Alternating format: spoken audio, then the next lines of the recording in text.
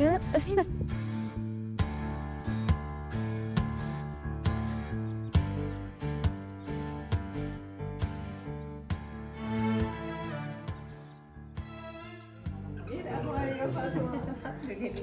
عملناها. أنا دكتورة فاطمة. إحنا هنا في الفيوم في براند فطوم. فطوم مخصص للتطريز اليدوي. بنعمل أكتر من 22 منتج مختلف. إيه المنتجات؟ منتجات فاشن كلها، شنط أو ملابس نسائية، كلهم طابع ليهم طابع من الفيوم أو روح للفيوم. معانا أكتر من 50 واحدة ست شغالين معانا. كنا ضاربين أكتر من 300 ست الحمد لله رب العالمين. بدأتوا من كام سنة؟ بدأنا تحديداً من 5 سنين. يعني بدأنا التطريز من 5 سنين. قبل التطريز كان في كذا ورك شوب كده ما كناش موفقين فيها، بس من 5 سنين بدأنا جديا موضوع فطوم او نبدأ في التطريز. طب ايه اللي زرع الفكرة دي جواكي؟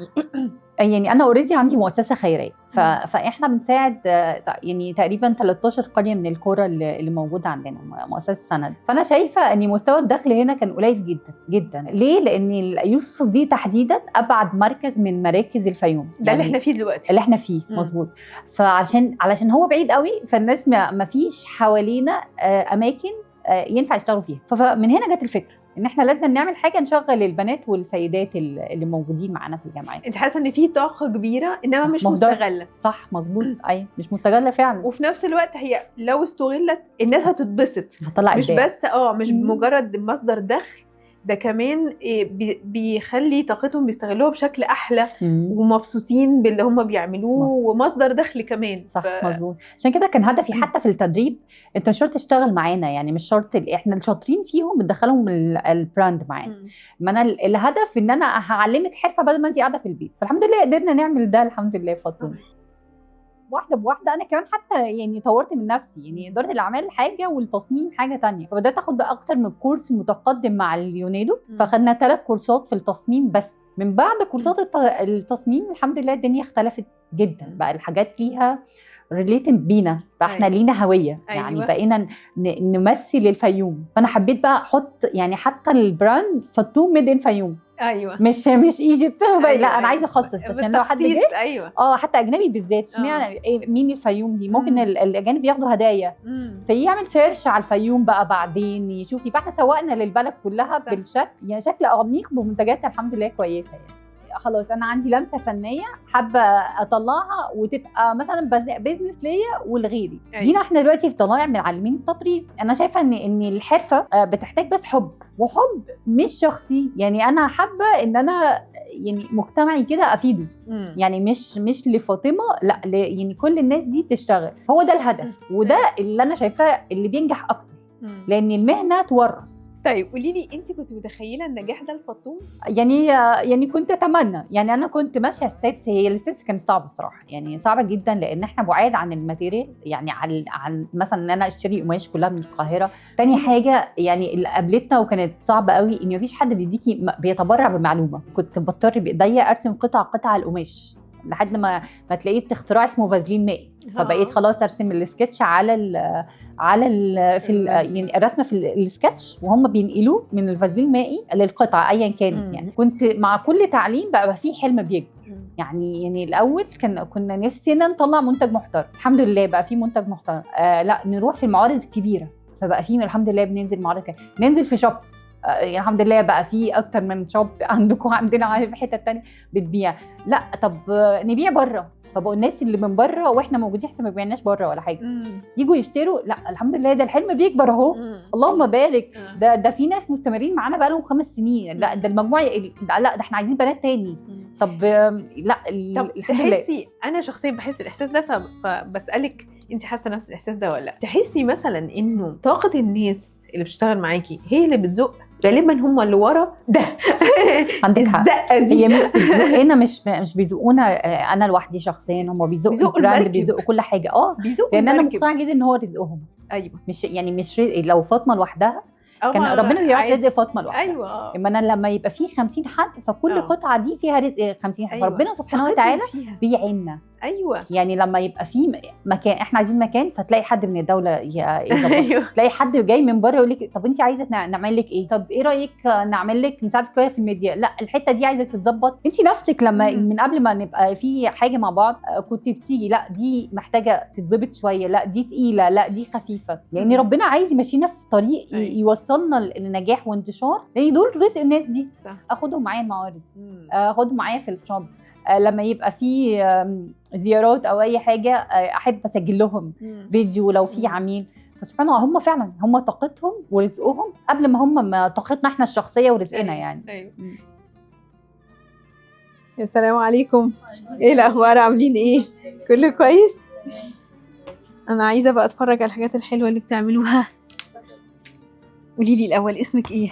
رمضان. حبيبه، ازيك يا حبيبه؟ الحمد لله. بالك قد ايه في فطوم؟ والله حوالي سنتين كده. سنتين. طب قبليها كنت بتعملي ايه؟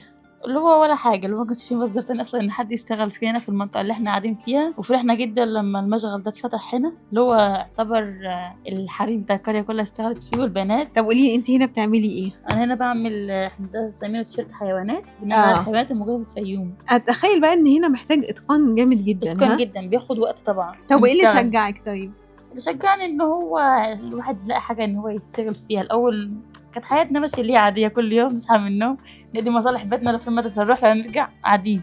مفيش حاجه طبعا نعملها. ايوه. فاللي هو فعلا حاجه مسليه وفي نفس الوقت شغل.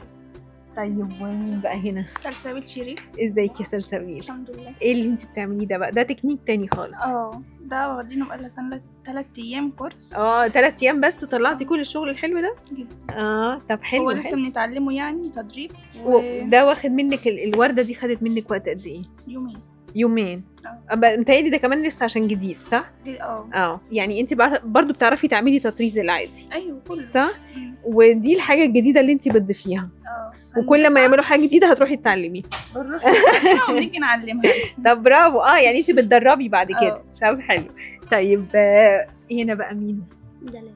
اهلا بيكي يا دلال. انت هنا بتعملي ايه يا دلال؟ ورده عباد الشمس. نفس اللي مع سلسبيل، بس انت بتعمليها هنا بقى. ده تطريز. وهنا هو التكنيك بتاع البانش نيدل دي. طب قولي لي انت. حلو صح؟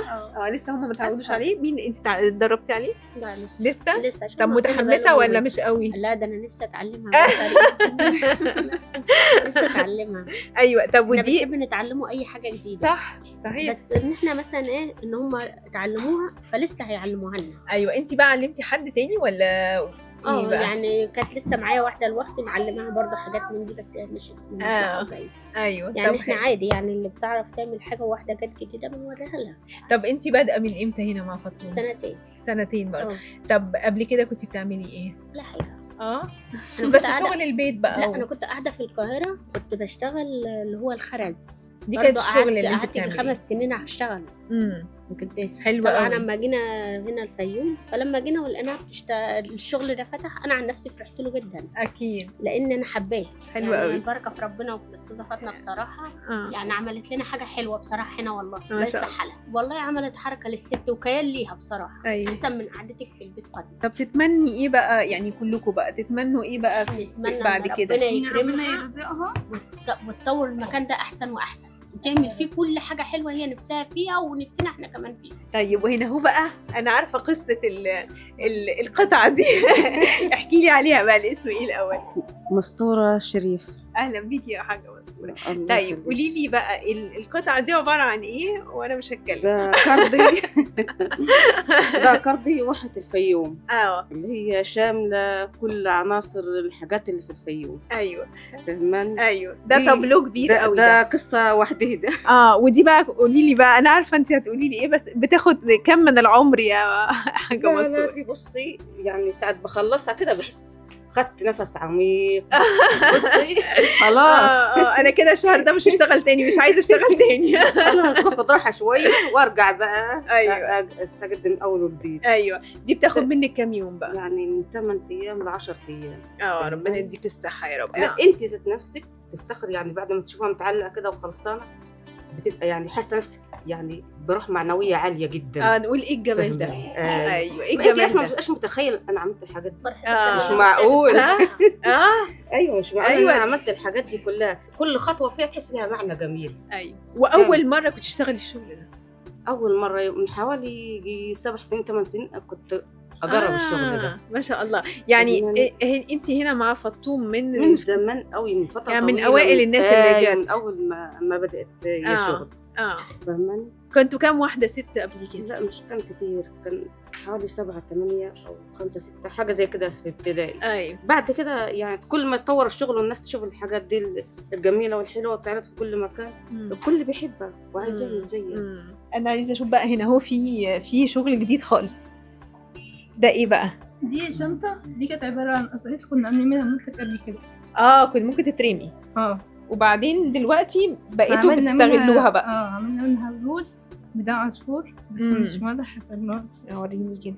انتي دي بقى كده هتتحط على شنطة تانية وهي دي جزء من شنطة. دي مش شنطة، هي أيوة. لسه بقى الظهر بتاعها بتتعمل من جوه، تتقفل بقى. اوكي. طب سؤال بقى، دي تاخد منك وقت قد ايه بقى؟ دي تقريبا خدت 4 أيام. 4 أيام. إن خدت وقت، نزلنا الفسنين وثبتناها الأول. ايوه. وبعدين اشتغلنا بقى، اخترنا الألوان عشان نطلعها الشكل ده. لا بس جميلة جدا، جميلة جدا. تسلم ايديكي. انتي عندك كام سنة بقى؟ عندي 21. 21 ما شاء الله. قبل كده كنت بتعملي ايه؟ والله يعني مفيش حاجة يعني جديدة، بس كنت بحبها من زمان أصلا وأنا صغيرة. بتحبي شغل الإيد؟ الهاند ميد ده كنت بحبه جدا وأنا صغيرة. في حد تاني من العيلة بيشتغل معاكي الشغل ده؟ أختي بتشتغل في ده وبتقفل بقى جوه. هي الناس اللي هي بتقفل. طب حلو يعني العيلة كلها.